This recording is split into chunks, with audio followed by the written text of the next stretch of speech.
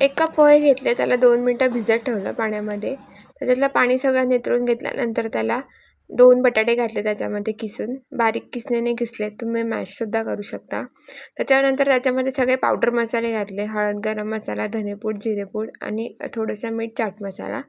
त्याच्यानंतर 1 चमचा bread crumbs घातला. बारीक चिरलेली कोथिंबीर घातली आणि 1 हिरवी मिरची घातली.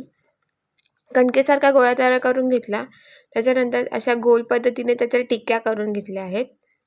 आता या टिक्क्या आपल्याला थोडंसं तांदळाच्या पिठाची स्लरी तयार केली आहे मी.